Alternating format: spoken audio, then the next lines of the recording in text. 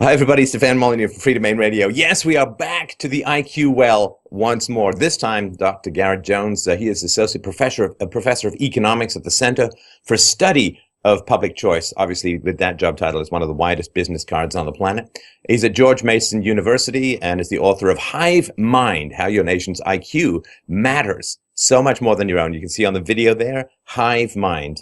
You can get it Kindle-based. You can get it paperback, a hardcover, and I think for an extra $15, he'll come and read it to you in your house. Because, I've actually done that twice. It was actually worked out pretty well. Absolutely. Hey, kids, new bedtime story.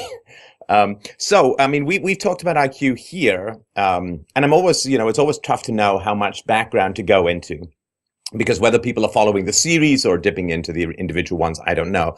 So why don't we start a little bit with some of the common misconceptions about IQ, that it's culturally biased, that it doesn't measure anything meaningful, that, it's really EQ that matters, and so on. I wonder if you could talk a little bit about where IQ comes from and how predictive it is and the degree to which work has been done to attempt to erase cultural bias from the process.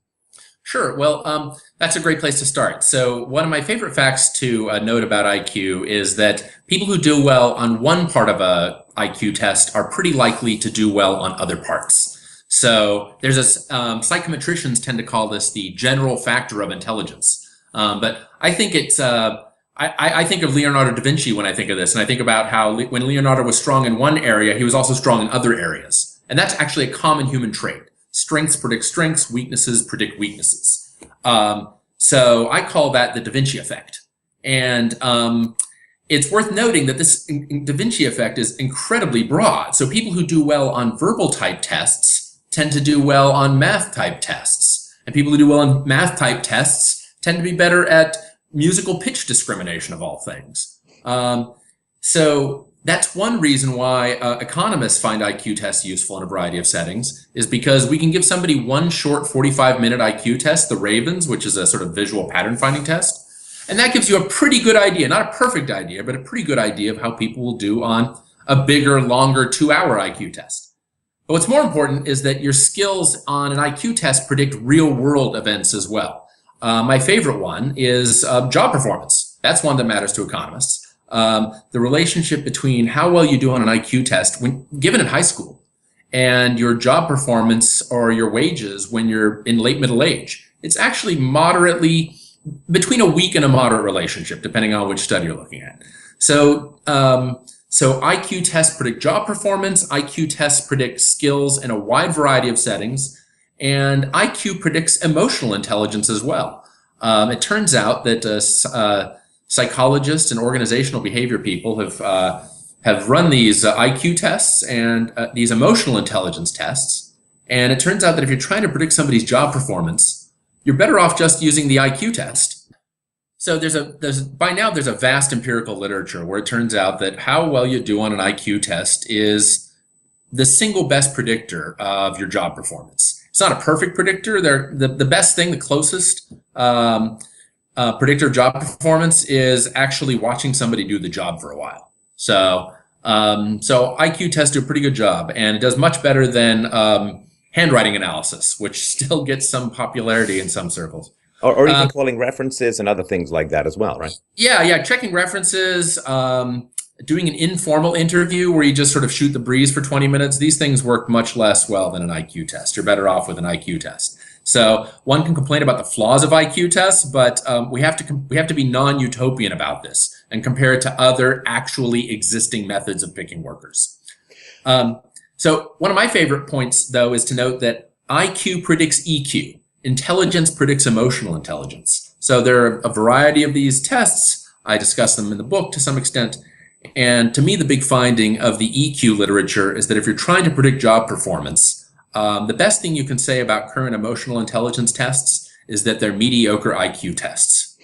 You're better off just if you only get to give one test to your worker, you definitely want it to be the IQ test. There's some debate in the literature about whether an EQ test helps you a little bit or not at all once you know somebody's IQ. Right.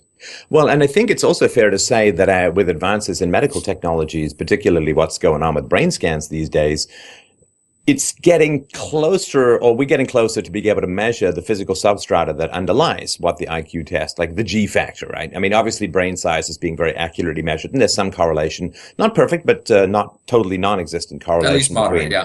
Yeah, I think it's a 0.4 or something like that between Yeah. brain size and IQ, presence of white matter, and even reaction times. Now, reaction times can't possibly be culturally biased, and the higher IQ people tend to have faster reaction times, which would indicate just faster processing overall. Yeah, the link between IQ and something like the metaphor of chip speed, I think, works pretty well. It generally seems to work with that people who have higher IQs tend to be better at information processing. So you mentioned the reaction time studies, and those have been run so many times, partly because it's pretty cheap to run, you can imagine. My favorite one, though, is actually the information processing tasks where somebody, for instance, shows you either the letter L or an F for half a second, and you try to guess which it is. You try to say whether it's an L or an F. And then they show it to you for a quarter second, and then a tenth of a second, and then finally a hundredth of a second. And it turns out that people who do better on IQ tests need to look at the figure for less time to figure out what it is. So the person with a higher IQ might be able to distinguish the two at a thousandth of a second, to exaggerate a bit, whereas the lower IQ person can only do it at about a hundredth of a second. The lower IQ person needs to look at it longer to know what the symbol is. Right, right. Now, when it comes to IQ as a whole, one of the, I don't know, depressing it is to me, one of the depressing realities is that IQ is not evenly distributed across the planet. I mean, Yes. It would be great if it was, because egalitarianism, multiculturalism, and so on would have a much easier time of things. But the reality is that it's not. And sometimes it's by ethnicity, to a smaller degree. At the extreme ends, of course, it's by gender, in that men tend to cluster in a wider sense among the higher and the lower bounds of IQ. Yeah. And so there's ethnicity, there's race, and then there's country. And this is, I think, where your book is so illuminating. I've argued for years that IQ is the most important natural resource in the planet. And if you don't have that, it kind of doesn't matter what else you have. And, I'm trying not to have confirmation bias with your book, but I think if you can help people to understand the importance of wealth, economic growth, political stability, lack of corruption, and its relationship to national IQ. Yeah. Well, so Jim Flynn, Eric Turkheimer, and a bunch of other psychologists co-authored a recent paper summing up where IQ research stands about 20 years after the bell curve. And I think their findings, to a lot of outsiders, will be shocked to read what they had to say, because what they say is they're basically looking at just the rich countries at the beginning of their paper, and they say the rank order roughly is Asians slightly above whites, perhaps. They know there's some dispute there. And then African Americans tend to do worse than whites on average, many exceptions. And then Hispanics are somewhere in the middle. And these are the kind of comments that get a lot of people in trouble. And here it is being said by Jim Flynn, Eric Turkheimer, a couple of other big names. And just I want to give people to get the rough gauge. And I think it's something like Asians 104, 105, whites 100, African Americans 85, Hispanics around 90, and then there's the sub-Saharan Africans, which are a separate category, around 70 to 75, depending on whose data you look at. And these are huge differences, right? So an IQ of 70 is in the bottom 2% of, say, British people. But of course, if that's the average in sub-Saharan Africa, that's a whole different society to work with. And that's one of the challenges, without recognizing that people have. And as I point out in the book, I go through a series of papers that was co-authored by Jelty Weikertz, who was criticizing some of the IQ data that I'm drawing on. And even he found that sub-Saharan African scores tend to be quite low. And he says, maybe we can raise this through nutrition or better childhood environments or through better TV shows, but they make no promises, right? They say, like, there's something here that doesn't seem... It could be partly test bias. They kick that idea around. But the idea that that's all of it, the idea that these test score gaps are 100% test bias, is not really a part of the serious literature. And let me point out one more thing. The Da Vinci effect exists across countries. So when we look at these famous, widely publicized international math and science and literacy tests, those correlate extremely strongly, I'd say nearly perfectly, with these IQ scores. So if a reader really doesn't like looking at IQ tests, I think that they're very useful. But if they don't, every time you see the word IQ test in my book, you can just read the word International Math and Science Test, and you'll get the same answer. Right. Now, again, it's really, really important because we don't want to collectivize. And as you point out, of course, individuals' IQ is much less predictive. Yeah. IQ is a very, very big picture view. It really only matters when you're looking at giant swaths of the population, because individual IQ does not even remotely perfectly predict individual outcomes. And the differences between each individual and an ethnic group, their IQ tends to be the same, if not larger than differences between. So you can never judge any individual by any group's IQ or any country by the country's IQ. But when you start to talk about a big enough group of people, the correlations do start to show up, however much individuals may randomly place themselves on the bell curve. The law of large numbers seems to really kick in at this level. And that's really where I get some of the power, I think, with my findings, is by noticing some facts from, for instance, mainstream political science research, which is that mainstream poli-sci says that the median voter, in a sense the average voter, is probably going to have a big influence on his society's government. So if you have a better informed median voter, somebody who does better on IQ type tests, who just picks up more knowledge over the course of his life, that person's going to bring that knowledge into the voting booth. And that's going to affect which politicians can win and which politicians can lose. So when you're talking about millions of people, the law of large numbers really is worth thinking about. Right. So the really startling thing, I think, at the very beginning of the book is, as you write, on average, nations with 10 test scores in the bottom 10% worldwide are only about 1/8 as rich and productive as nations with scores in the top 10%. Yeah. And, that's the kind of thing you can sit there for a day in a darkening room with just that fact revolving around in your brain. Now, most people's goal is to immediately, and because group disparities make our egalitarian hope for equality self somewhat uncomfortable, most people that I've talked to about this, either in the show or privately, immediately, well, it's lead, or, parasites, or ill health, or disease, or bad governments, or bad schooling. Like, they immediately wish to move towards a purely environmental explanation. Yeah. And that, of course, it would be great, because we all love to think that we can be social engineers and we simply create this environment and everyone ends up the same. But there are significant challenges with the environment-only hypothesis, and I'm wondering if you could talk about some of those. Well, I want to say that really is not the focus of the book, because, I said this early on, that a lot of people want to talk about where IQ comes from. So I decided to do not that. I decided to write a book about where your nation's IQ takes you.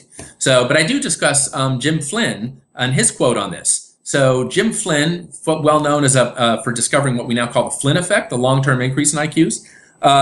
He's a believer that these IQ differences across countries and across demographic groups are heavily, perhaps totally environmental. But he himself says that when he comes and talks to academics in the US, he finds that they're really unwilling to fund research that would definitively prove that these IQ gaps are environmental.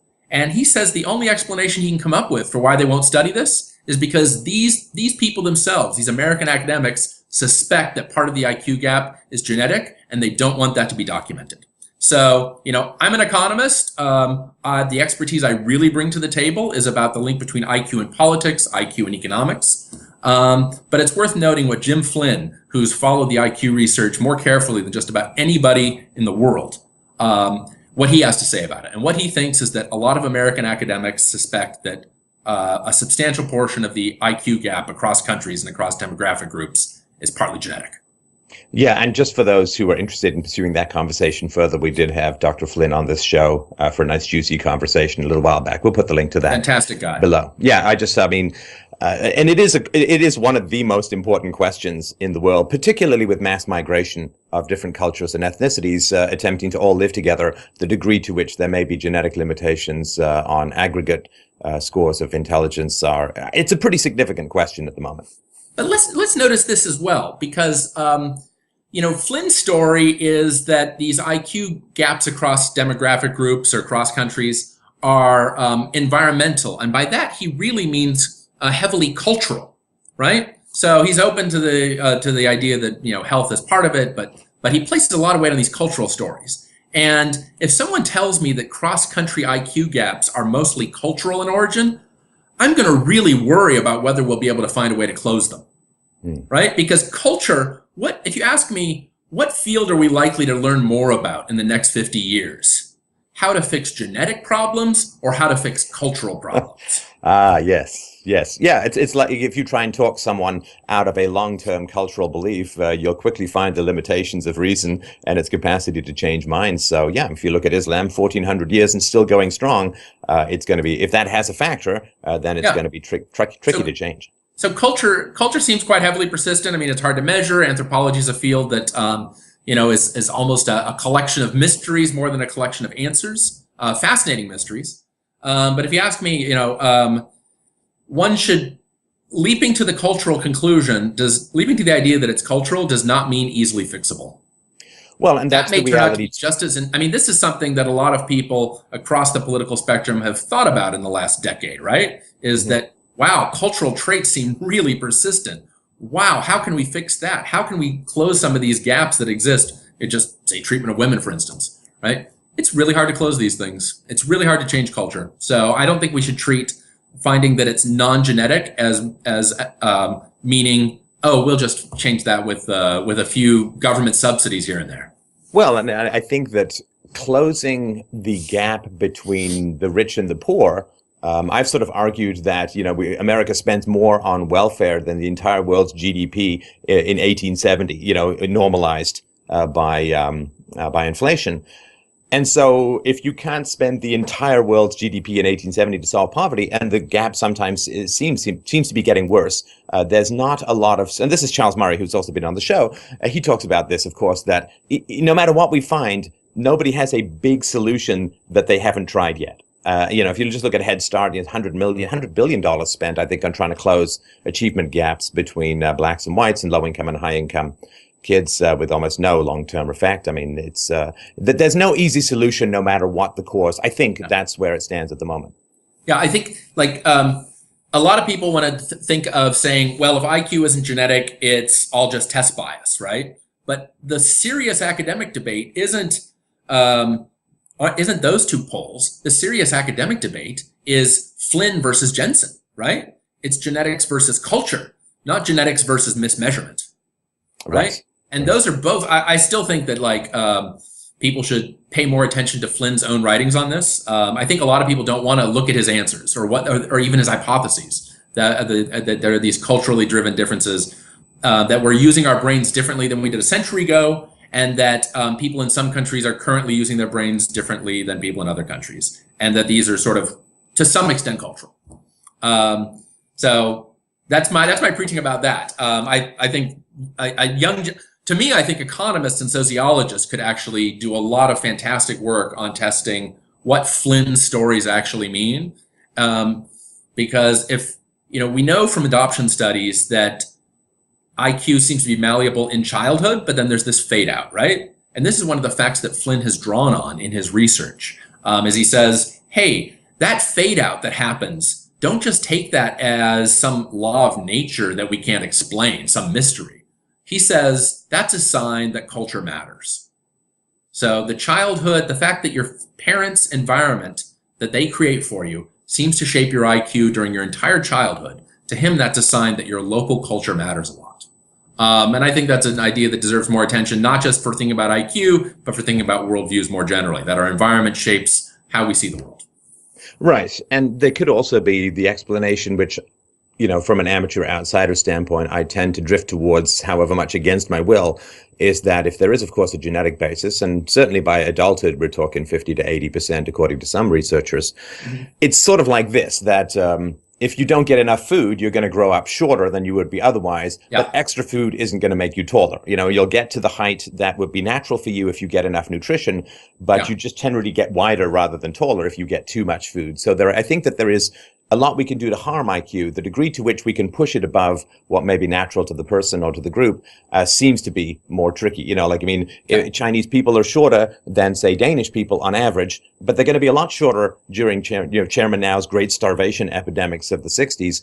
But if they get enough food, it doesn't mean that they're going to end up as tall as Danes. That's sort of where I sit, just for my audience's sake. I don't have any particular proof, but it's where a lot of data somewhat seems to point. Well, let me see if I can turn us to where I think my unique contribution is. Me pretending to be a psychologist is a lot of fun, and I enjoyed reading that literature over the last few years and contributing to it to some extent. But really, I think where my value added is telling people, hey, IQ matters more for nations than for individuals. And there I have some theories and some models and some experiments that not a lot of people are familiar with. So, for instance, the trait I draw on heavily in the book is the fact that smarter people are more patient. This shows up in both like lab experiments where people are playing for hypothetical money. And it happened when the US military downsized and gave people a choice between one big lump sum right now versus a much bigger lump sum spread out over, say, 10 years. And it turns out that enlisted people in the military who had higher IQs were more likely to be patient and to take that much bigger lump sum over a longer period of time.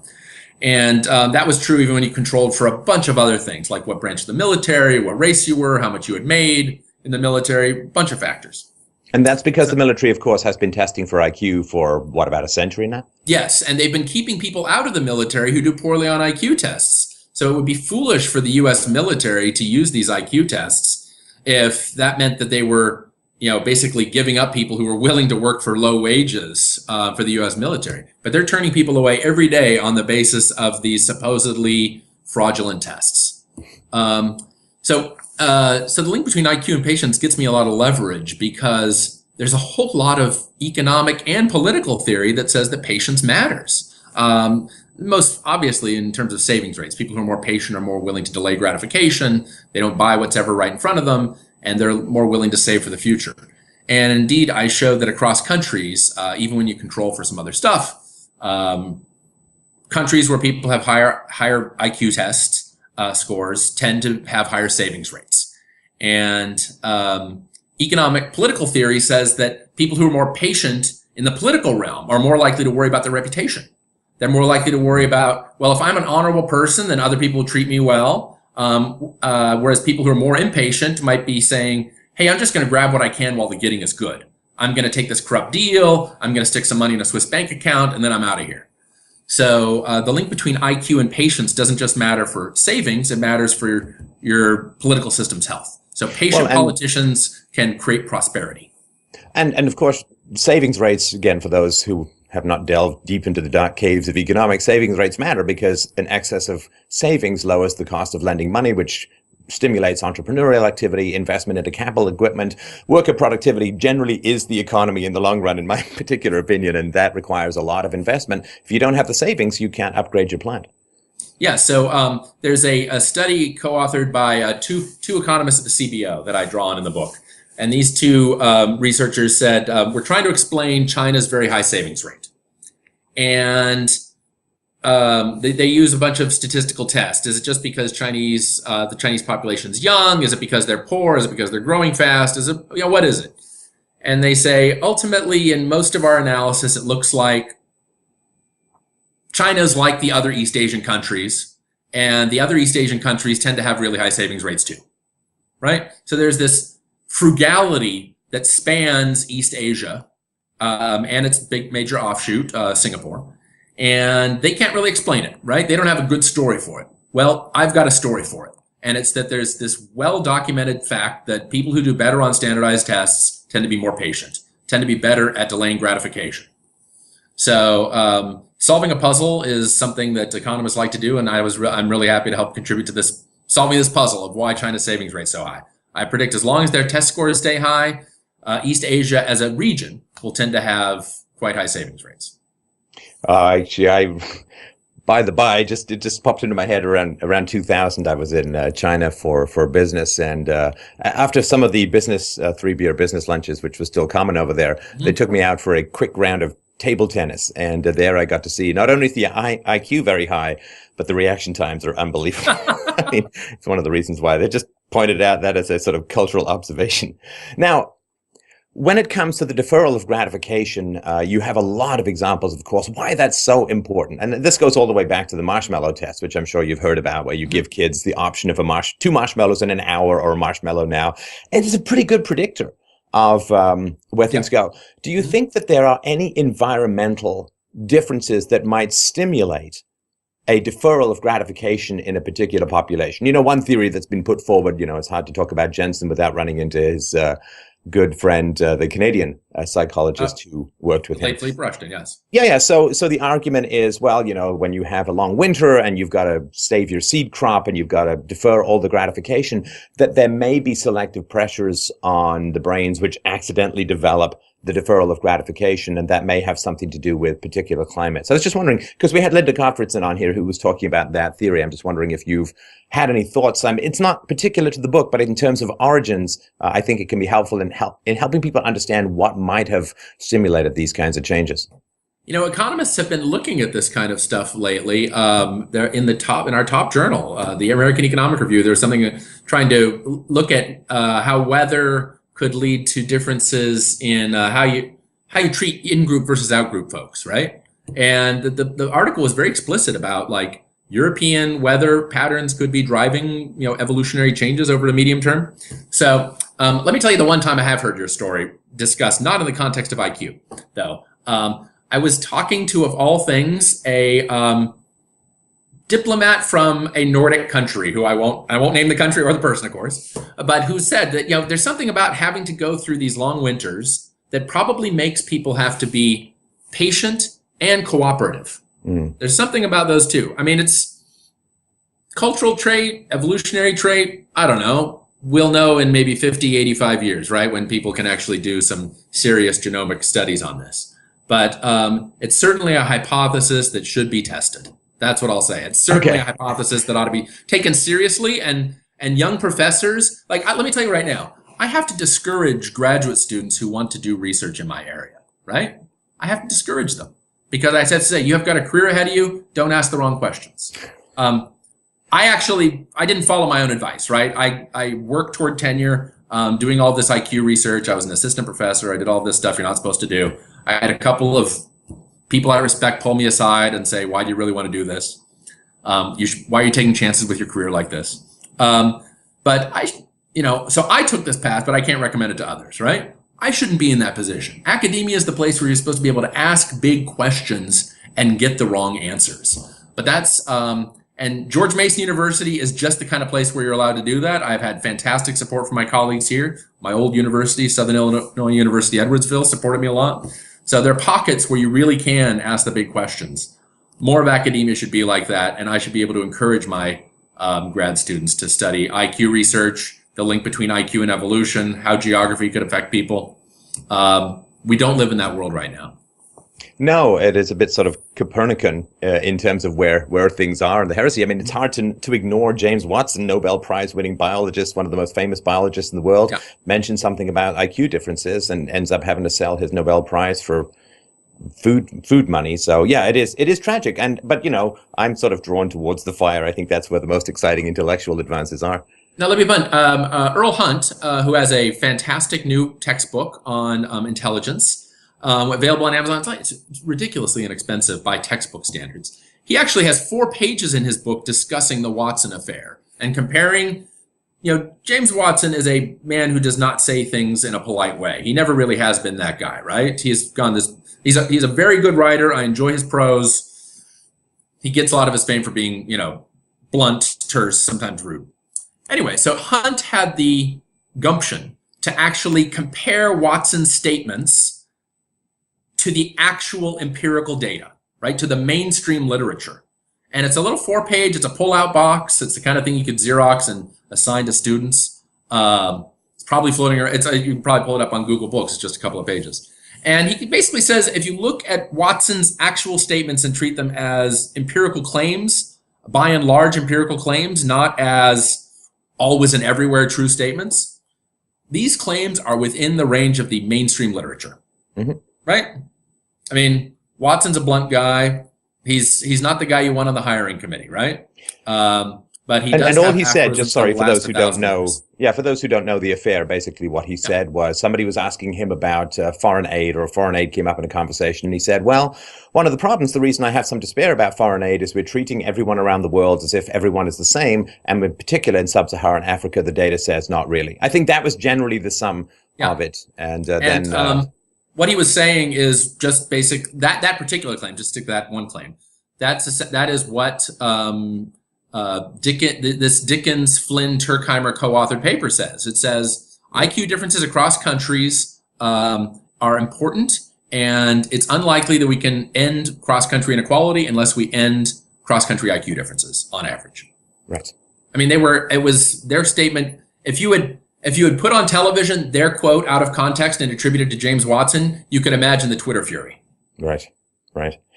That's Well, so just so people, if you bring our topics to your local dinner party, you might have a very exciting dinner party. That's what I wanted to say. But, I'm for the excitement. So let's go back to income disparities, because this is something that is, of course, discussed ad infinitum in the media, right? Income inequalities growing and so on. But people usually look at them within a country. You broke down income inequalities between the richest and the poorest countries, and you've got staggering amounts of difference to help people understand just how big the income disparity is between high IQ and low IQ countries.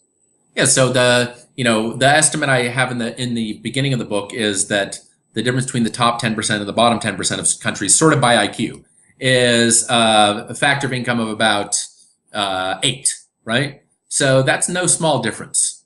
And so by normal measure, just a normal finding of ordinary macroeconomics is that cross-country inequality is much bigger than within-country inequality, right? If you just look at countries and sort them by income, the high-low, the 90-10 ratio, 90th percentile, 10th percentile of income is a factor of maybe 30, maybe 50. I mean, how do you even compare incomes? I mean, we have this crummy measure called GDP. It's maybe as bad as IQ measures, and that's all. But that's all we've got. So factor of 30 to 50 across countries in terms of income. And that's much bigger than what anybody thinks is the cross-country, is within country inequality measures. And that's the difference between $100,000 and $2,000 or $3,000. I mean, it is crushing in its disparity. Oh, it's amazing. And so the question is, where does this come from? Why is it that the poor countries find it so difficult to actually produce valuable output? Why can't other countries, Denmark's just some country, right? How is it that they produce so much value and they build these homes and they have internet that works and people have hospitals? What is the difference? Why is it that people who, outwardly seem pretty similar manage to create countries that are just so different? And so this is what I refer to this in the textbook. I refer to it as the paradox of IQ, which is that within a country, the link between your IQ and your own wages is small to moderate. 1 IQ point within a country is associated with 1% higher wages, perhaps. 1 IQ point, however, predicts perhaps 6% higher income across countries. So if you have a choice between raising your own IQ 1 point or raising your nation's IQ 1 point, it's obvious which you want to pick. You want to raise your nation's IQ because being around smart people somehow seems to make you more productive yourself. And the heart of the book is about explaining why I think that is, but I think that is a genuine fact. I think being surrounded by the intelligent, being surrounded by people with a lot of cognitive skills helps you do more every day. Right. Okay. So let's talk about the halo effect. And I think, or whatever you would want to call it, but this effect where if you're around smart people, you do better. I mean, everybody knows, as you point this out in the book, how that is in sports. If you're running against someone who's a great runner, you're going to run faster. This supermarket example just been turning around in my brain. I wonder if you could help people understand the cashier example, even in the sort of non-O-ring economy, the degree to which you're paying someone who's better, not just for their own increased efficiency, but the effect they have on the efficiency of others. Yeah, so here's a paper published in a cool econ journal, and what they had data on the productivity of grocery store cashiers. And most grocery stores have a bunch of aisles, aisle 1, aisle 2, aisle 3 all set up. And in addition, what direction people are facing, right? Because the way the cashier desk is set up, you can actually, you're going to be pointing one way. And so these researchers could actually tell if you assign, they check to see if a more productive person went on a shift, did that make the people around them more productive? Does being around a productive worker make you more productive? Does being around less productive workers make you less productive? And they did find, in fact, that having more productive workers on your shift made you more productive. I've got a long-term measure of how productive me, Garett Jones, is as a supermarket cashier. And then you check and see, when do I do better and when do I do worse? And one of the things that predicts when I do better is when I'm on a shift with a lot of good people. So the second check they did is they checked to see what is it that drives that. because they knew what direction people were facing. So was it more important to be watching someone who's a hard worker or to be watched by someone who's a hard worker? And the answer was it's important to, if I recall correctly, to be watched by someone who's a hard worker. When you know you're being monitored, that gets you to work harder. When you know you're being monitored by someone good. The effect is small, but because it's free and multiplier, it's important. So the cashier who was 10% better, every person that they had their eye on increased productivity about 1.5 percentage points. So if they're looking at 10 people, that's a 15% increase plus their 10% increase, and it's free. So this is one of the reasons why slightly more productive people get paid a lot more, because they make everyone else more productive, which isn't an effect that's there if they're gone. Exactly. So the idea that, the old saying I heard was that I went to BYU when I was my undergraduate, and I remember seeing a sign on walking through the library, something to the effect that all of us are examples for other people. Some of us are examples of what to be, and some of us are examples of what not to be. And this is a version of this, right? Peer effect seems strong on productivity. But I think the most important one is one that people don't really think of as a spillover effect, which is the political effect, right? If I live in a nation that is populated with a lot of people who love laissez-faire and who are in favor of capitalism and competition, and they're against, broadly speaking, communism, then I get the benefit of that whether I vote for that or not. So the most hardcore communist who moves to America and is doing activism for the unreconstructed Communist Party or the new Trotskyist movement or whatever you call it, that person gets the benefit of living under moderate laissez-faire with all the benefits it offers. Right. So so basically voting is pure spillover effect, pure side effect. And so having a nation filled with people who are more likely to support basically market-oriented policies, more likely to support politicians who focus on the long run rather than the short run, these are things that are likely to help, that are going to help everyone in the economy, whether they vote for it or not. Yes. Now, this, again, I was great to... in the endorphin rush of confirmation bias, I was very happy to read in your book, of course, the relationship between IQ and a support for free market policies. So let's talk about that a bit, and I'd like to talk a little bit more about how that shakes out politically. Yeah. So my co-author, Nicholas Petrovsky, actually wrote the first paper by this by himself. He used the well-known Corruption Perception Index, the CPI, which they have a great website. And these folks draw on a lot of different measures of basically how corrupt government is, how many people you have to bribe to get anything done, that kind of thing. And what Petrovsky did is he checked to see if these national average IQ scores were robust predictors of whether your country was corrupt or not.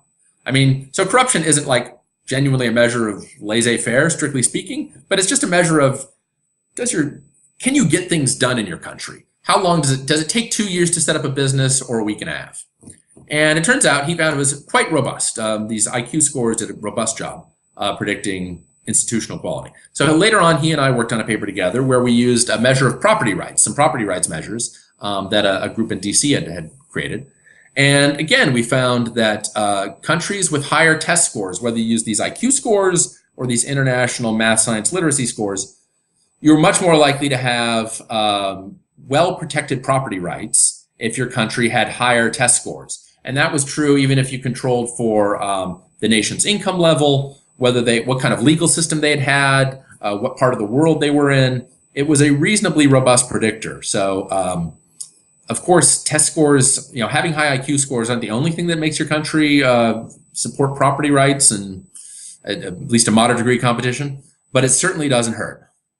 Right. And it has struck me that, one of the big challenges of economic style thinking for most people is the unseen versus the seen. The old example that the government goes and creates 500 jobs and everyone's like, woo, we're 500 jobs richer. But they don't see all of the jobs that weren't created and never will be created that were probably much more sustainable than the government jobs because of the money that was taken out of the economy by the government in order to create the 500 visible jobs. And it struck me as you were talking, I was writing in the book about the degree to which smarter people are able to defer gratification and to see the long-term consequences of things not immediately in front of them, that relationship between sort of free market economic style thinking and IQ would seem to be fairly robust. Yeah, so I can always recommend my colleague Brian Kaplan's excellent book, The Myth of the Rational Voter, which is a book-length treatment of these topics about how informed voters really do matter, and smarter people who do better. People who are, he did another paper with IQ. The book uses education, but either way, Brian Kaplan has confirmed that smarter people are more likely to see the invisible hand. And seeing the invisible hand is a key part of having voters who will support some degree of market competition, some degree of long-run thinking. So looking at the short, like you said, looking at the short run over the long run, looking at the seen, looking at the unseen versus the seen, as Bastiat would say, these are things that are pretty cognitively demanding tasks. And so having a higher IQ certainly is an ingredient in the recipe of supporting at least moderate market-oriented policies. Right. Now, an area where I have some pushback on the thesis in the book is around immigration, which of course is one of the biggest topics in American politics at the moment.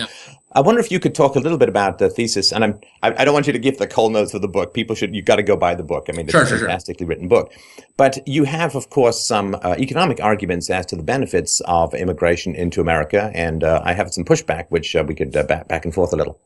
Sure. So, so we've got this puzzle, right, which is what I call the paradox of IQ. So you're being around smart people seems to make you more productive, but at the same time, there's a big empirical literature that shows that, for one thing, lower IQ people don't earn that much less, and another literature showing that low-skilled immigrants don't seem to push down the wages of natives very much, if at all. So the debate, the serious academic debate, is over whether low-skilled migrants, we can suspect that on average they have low test scores. I mean, there's no real measures of that. So that's why in that chapter I tend to use the term low-skilled.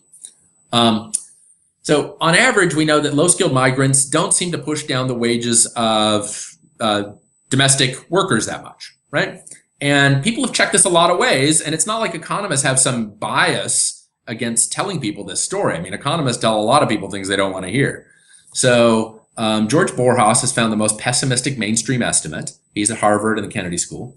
And his estimate, which people gets a lot of attention, is that the level of low-skilled migration that the U.S. has experienced has probably pushed down the wages of, say, high school graduates by perhaps 8%. I mean, that's a real loss, but it's not economic catastrophe. It's not a 50% decline in wages. It's small to moderate, right? So when you look about what people are unhappy about the U.S. economy, to look at low-skilled immigration as being the cause of short-term job loss or like lower wages, that doesn't seem like is the best answer. So anyway, I've got a story. I'm trying to figure out a story for why is it that IQ can matter so much for nations and yet relatively modestly for individuals. And so I thought about it, and I pieced together two different models. Michael Kremer's awesome O-ring model, which shows that his story is that a lot of tasks in the modern economy are like building a space shuttle, where if one little thing goes wrong, total catastrophe. And just for my younger, I'm sort of cognizant that I got a lot of listeners in their 20s and early 30s. Yep. Could you just give the backstory of the O-ring? Yeah. So the Space Shuttle Challenger exploded about a minute or so after takeoff in the mid-1980s. And it was later found that the reason it exploded was because one small rubber O-ring, perhaps about this big around, which was basically a fancy rubber band, right? A thick, big rubber band, that had failed. And that was the only thing keeping hot rocket gases from escaping the vehicle. So the hot rocket gases got out, they set a fuel tank on fire, the entire space shuttle exploded. So the failure of one small O-ring, one big rubber band, was enough to cost the lives of an entire space shuttle crew. And so Kremer uses this as a metaphor for much of the modern economy. You can think of the old child story about for want of a nail, the shoe was lost. For want of the shoe, the horse was lost. And then you lose a whole battle just because somebody forgot to put in the horseshoe the right way. This is a version of that. So a lot of the modern economy seems to be like this. And I'm sorry to interrupt, but I thought that was a great example of the vases. If you could mention that, I think that crystallizes it for people a lot. Oh, yes. The parable of the vases. This is, so the story, so here's my metaphor. Suppose there are two people, and it's their job to make vases. One person makes the vase and casts it. The second person packs it away and ships it off. So it's a two-step process. So suppose each worker has 100% chance of doing the job right. So you're sure that everything's going to go through, right? Suppose there's another team where each worker has a 50% chance of doing the job right. Well, so that means half the time the person making the vase is going to drop it and break it, and half the time the person who is trying to pack it away for shipping is going to drop it and break it. So on average, that team, that second team, is only going to finish 25% of their vases. Half times a half is a fourth. So the question is, suppose all I have is these 4 workers, 2 perfect workers and 2 of these sort of mediocre 50-50 workers. How would I want to sort them into teams to get the job done? And so should I put a good person with a bad person, or should I put 2 good people together and 2 bad people together? The answer, just from math, totally unambiguous. You want to put the good people together and the bad people together. If you put the good people together and the bad people together, what do you get in total output? For every time you try to make, each team tries to make a vase. First team's going to do it perfectly, 100% success. Second team's going to get it right 25% of the time. That adds up to, according to leading experts, 125%. Suppose you did the other way. You decide to be egalitarian and have diversity or whatever you want to call it. So you put the good person with the weak person on each team. First person's going to do it perfectly. Second person's going to drop it half the time. You're going to get a 50% output from each team. 50% plus 50%, 100%. 100% is less than 125%. You definitely get less output when you have the workers be on the diverse teams compared to having the workers be on the, what academics would use the clunky term, teams with strategic complementarity. That's a terrible mouthful. But basically, if you sort your teams by worker skill, best people together, weakest people together, you definitely get more output. This is Michael Kremer's story. Right. So it's an argument for sort of, putting the best with the best. And so one version of it is when it comes to computer chips, you're going to have the very best workers all working together to make the chips for my fancy smartphone here. And because, it's a cutting edge one, whereas a smartphone that's 10, 15 years old, where the technology has been worked out or whatever, you might put the weaker workers working on those projects, right? So sorting by worker skill, a natural reason for sorting like with like. Right. So Kremer works that out. What I bring to the table is I wrote a theoretical paper with a bunch of math where I said there's another kind of way jobs can get done. And it's actually the way that economists usually think of skill mattering, which is we just assume that, in a sense, one really sharp worker can be the same as maybe 2 weaker workers. So basically, I can have one college grad who's like a top-notch, corporate attorney getting a job done, or I can have 2 graduates from a weaker law school to get a job done. Right? They're substitutes, but they're, I know the exact trade-off ratio. And if jobs are like that, then there will be only a modest relationship between worker skill and worker wage. Whereas you can imagine in the vase example, how much could I really pay those 2 mediocre workers? Right? Really, they're producing 1/4 of what the top workers are. So I can really only pay them 1/4, or else I'm going to be taking a loss. So most of the economy probably works in the second way, what I call the foolproof way, where you can kind of mix and match your workers. Firms know I can have some mediocre workers and some sharp workers, and the sharper workers are better, but they're not that much better. There are other tasks, mission critical tasks, where worker skill is crucial. And so I think this shows why it can be that IQ matters a lot in some sectors of the economy, and those are what I think of as the commanding heights of the economy. But many other sectors of the economy, like a sharper person just isn't going to get that much more done. And that second sector, I think, helps pin down the wages between higher IQ and lower IQ workers. So higher IQ workers tend to earn only a small to moderate amount more, and part of the reason is because down at the McDonald's front line, down at the working at the job at the mall, that sharper person isn't going to be able to do that much more. I think that's what helps pin down the moderate wage effect of IQ within countries. Yeah, and I mean, this is, I think, the challenge with medium to low IQ people looking at these kinds of things, is you always hear, well, this person, this CEO gets paid so much, and they think that it's somehow arbitrary, but of course it's the value that you create. Justin Bieber gets paid more than the roadie because the people are there to see Justin Bieber, not the roadie. He's not making money more than the roadie unfairly. It's because he's the reason that people are coming and paying $600 a ticket. So he's paid by the customers, and it's the customers who choose the wages, not some arbitrary capitalist guy with a monocle, and an evil wand that just makes these things happen. But it's harder, I think, for people to see that because it's a couple of steps removed from just the obvious paycheck.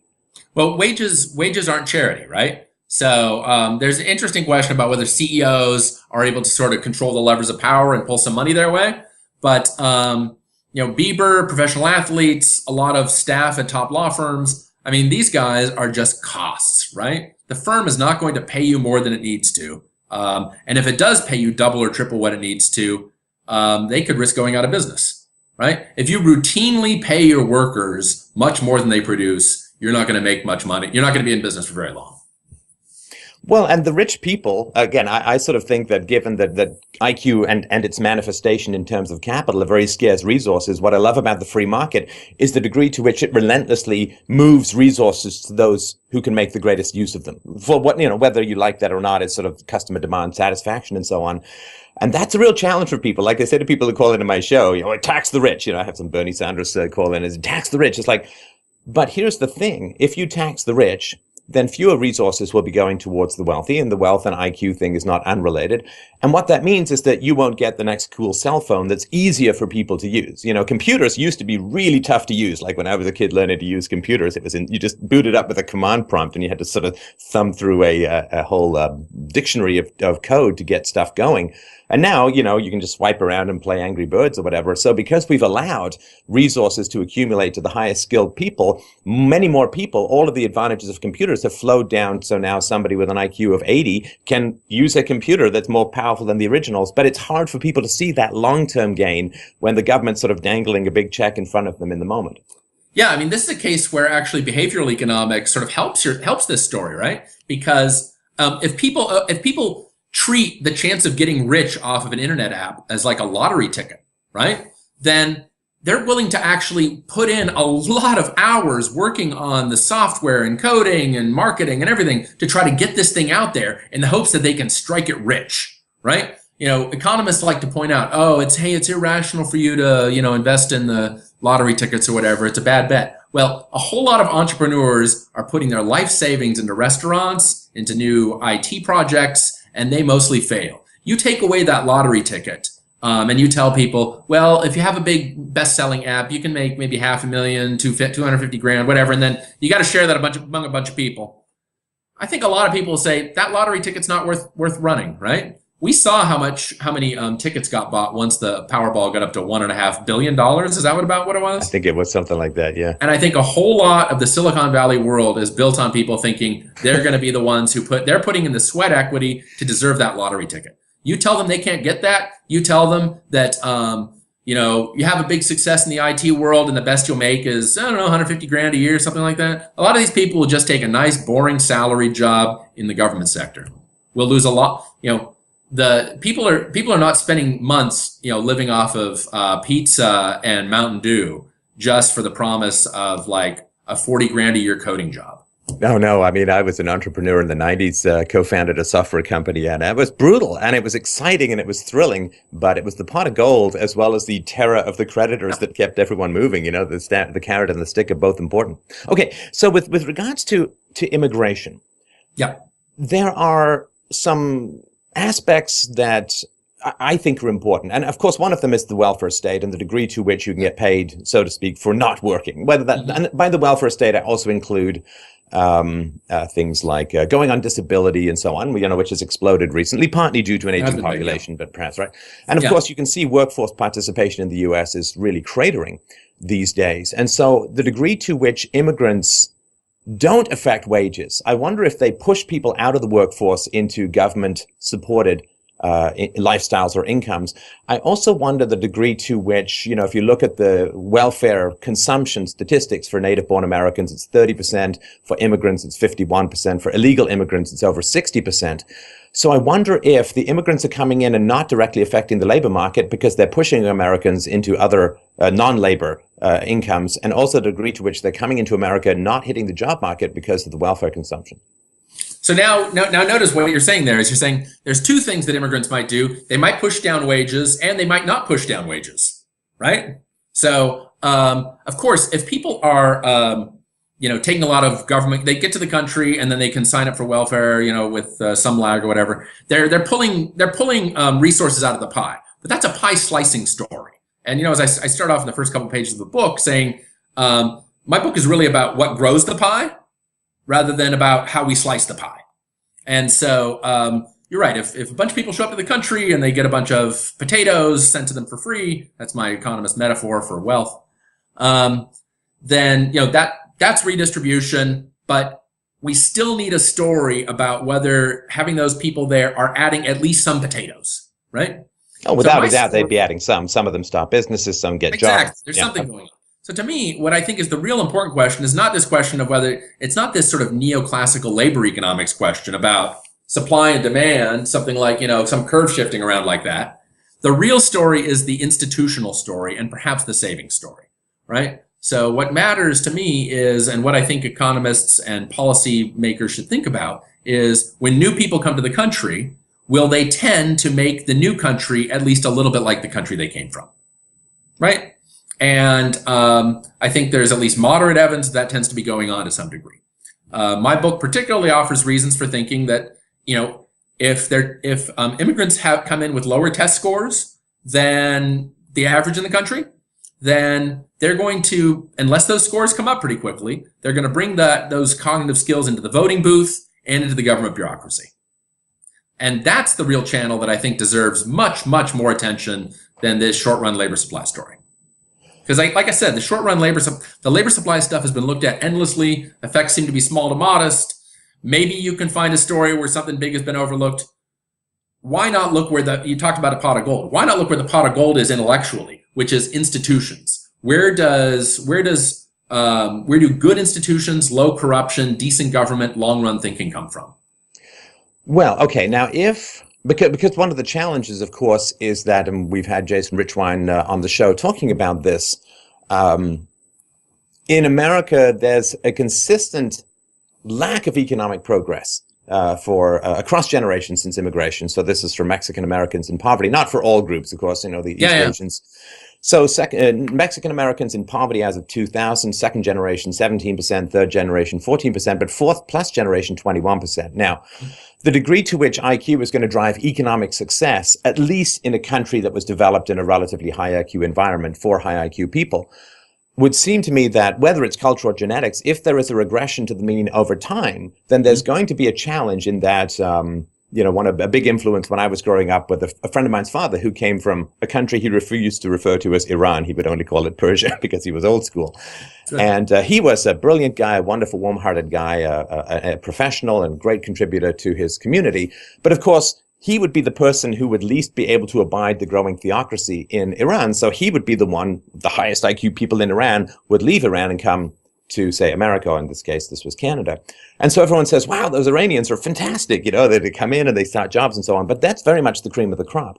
My concern is twofold. One is that if there are genetic or strong, irremediable long-term effects of IQ, whether it's genetic or cultural, then what happens is, as successive waves come in, you get lower and lower quality people in terms of IQ, which is going to cause problems. That's number one. And number two, of course, is that there are less high IQ people in the countries they're coming from who can successfully reform and bring sort of more free market or liberal activity to their own countries.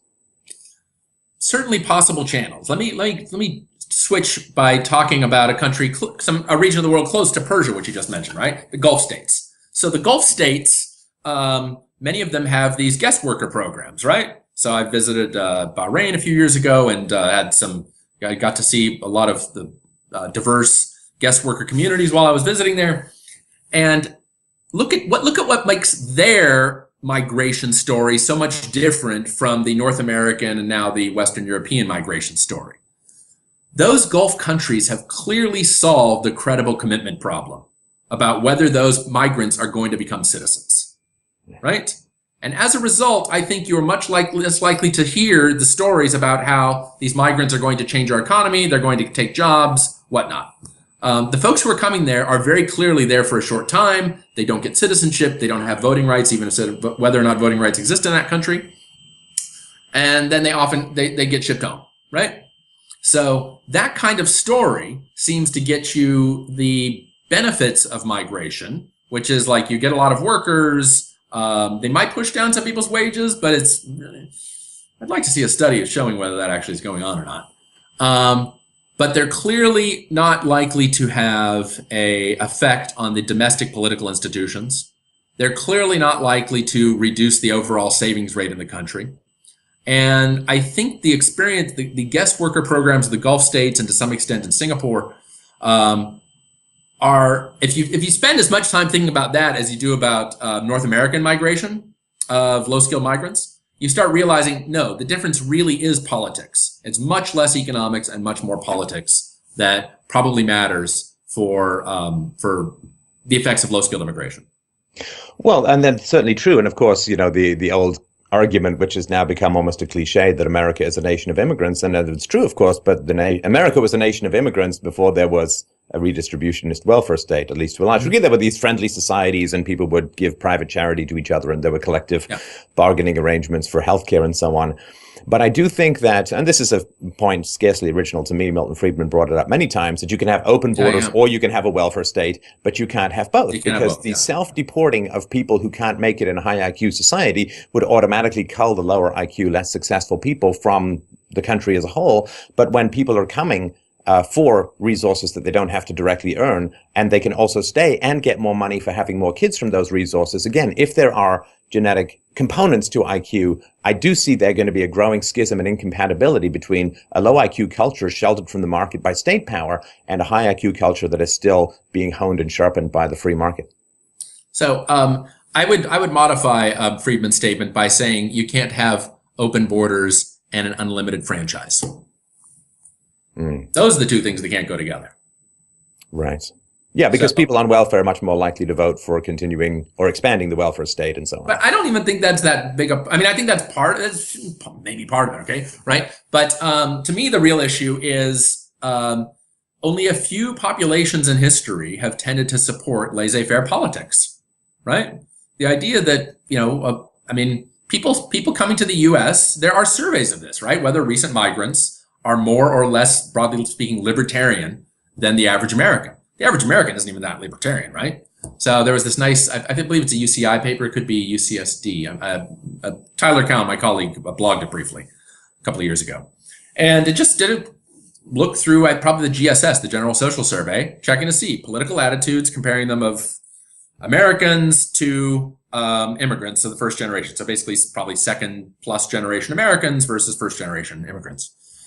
It's just a simple test. What are their political attitudes? And, you know, recent migrants are just less excited about laissez-faire. I mean, journalists are happy to tell you anecdotes. Pro-immigration supporters, open borders activists are happy to tell you anecdotes about this guy came to America because of the promise of Friedman. You know, he read Milton Friedman when he was a kid and he decided he wanted to come to America. These anecdotes are fantastic. I love them. They don't seem to be true on average. I think, as I put it in the book in one term or another, skilled voters matter. Voting is a skill. And if we have a lot of voters who tend to lack the cognitive skills that make you informed, you know, I think one of the benefits of having informed voters is that you're more likely to get laissez-faire. But even just having people who are better at monitoring government corruption, that's one of the anecdotes I have in the book from a nice study. Better informed voters are just more likely to sort of kick the bums out. And that by itself is a valuable tool to have.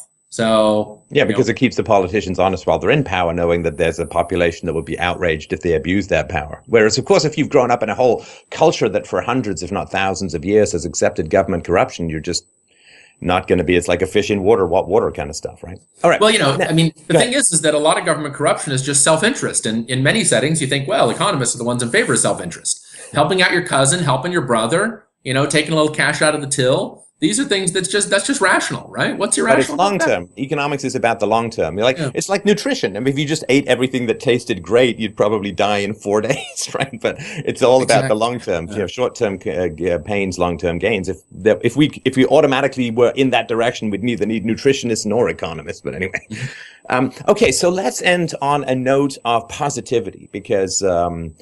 The goal of raising IQ, I think, is one of the most important. You can fire all the money that you want in the world to third world countries, and all it does seem to do is give them the capacity to get a bloated bureaucracy, in clan favoritism among the government, and a massive credit card with which to purchase Western-made weapons with which to oppress their own population, not to put too fine a point on it. And if you give the money directly to the people, well, they just raise taxes and the same thing happens. Oh, let's just give a whole bunch of free food to third world countries. Oh dear, that's driven the local farmers out of business, and next time that the rain doesn't come, they're all going to starve to death. So helping sort of third world countries, I would argue, has a lot to do with trying to help raise IQ in their environment. I think without that, it's just a good money chasing bad. So you have some really great arguments in the book about the degree to which we can, from the outside, try and encourage policies and decisions that people can make to raise their IQ. I wonder if you could run through a couple of those just so we can give people a glimmer of hope out of the seemingly grindingly Darwinian determinism. Sure. Well, for instance, sub-Saharan Africa is the last region of the world to get lead out of the gasoline. Right. And we all know, I mean, this is the one time you can always get progressives to talk about IQ research is when you show them that lead brings down IQ. And it's really only 2006, you point out in the book. 2006, they finally banned it. So it's going to be at least a generation or two, right? Yes. And, we don't even know how much compliance there's going to be on this, right? So what's going to be, I mean, it's a big continent. It's a big subcontinent if you look at the area just below the Sahara.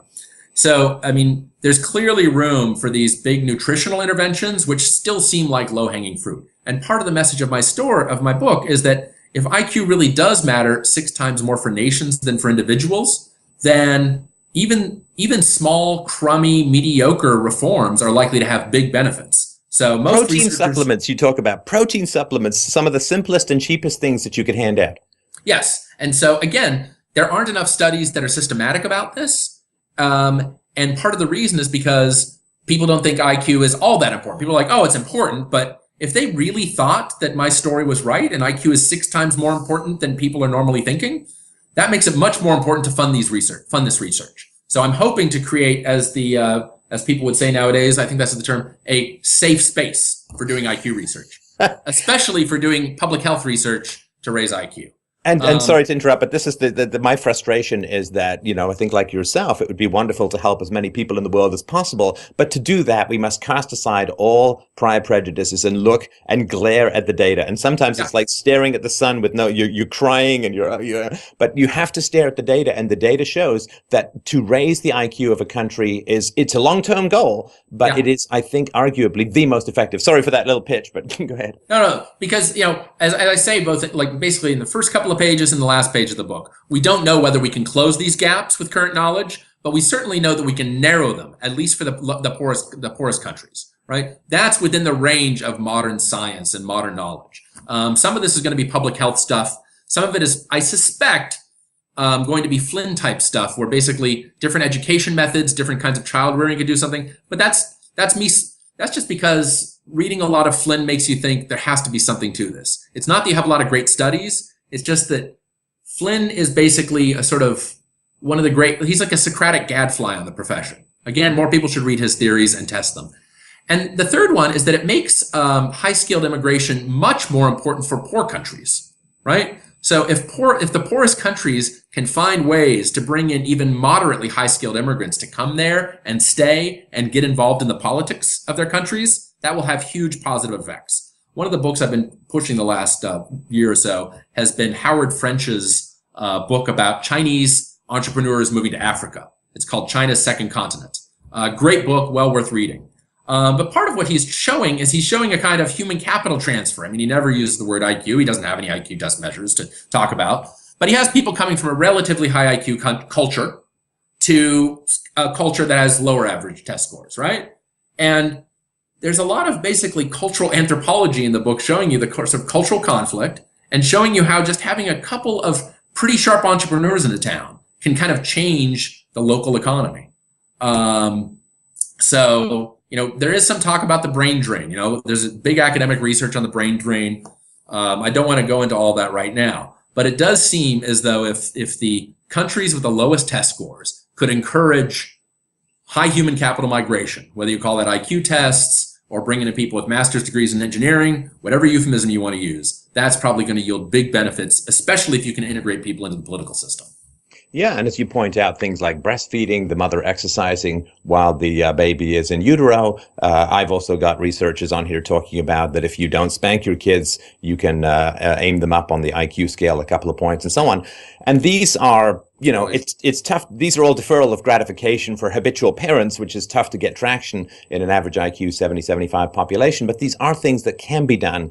And of course, for me, if you can start to raise the IQs in sub-Saharan Africa, you'll create a giant vacuum where workers will be that much more valuable. You'll start to get more investment, which brings more resources. You know the virtuous cycle of all that goes. But right now, there's a reason why people aren't building their factories in sub-Saharan Africa, but rather heading over to China, because there's a higher IQ population as a whole. And I think that there's so much more that can be done. But until people recognize these IQ disparities, it is so frustrating to see how many missed opportunities and opportunity costs of everything that's spent versus everything that's not in the region. Yeah, 5 IQ points would change the world. If you could raise the average IQs in the lowest scoring countries by 5 points, wait 20 years, wait 30 years, it would be so obvious, everyone would notice it. Right. Okay. Well, listen, I'm not going to give any more teasers from the book because I don't want people to feel like. But I will hold it up right here. Yeah. Okay. So we'll put a link to it below. But for those who are just listening, I'll give you got to get the book. We'll put a link to it below, and again, you can get it hardback. You can get it in Kindle and so on. Is there an audiobook version? I didn't see that. No, if a few more people ask through audible.com, I think we'll get one. I've had quite a few requests so far. Fantastic. All right. Well, hugely appreciate your time, energy, and attention. And, for those who are not in academia or floating around this field, I also applaud your semi-dangerous moral courage in skirting around and sometimes even directly taking on these issues, because it's a challenging subject to talk about. I mean, I've been into it since the bell curve in the 90s, but people don't know just how challenging this can be. It's one thing to listen to it in a show, but, just try bringing it up with people and you'll see how explosive a topic it can be.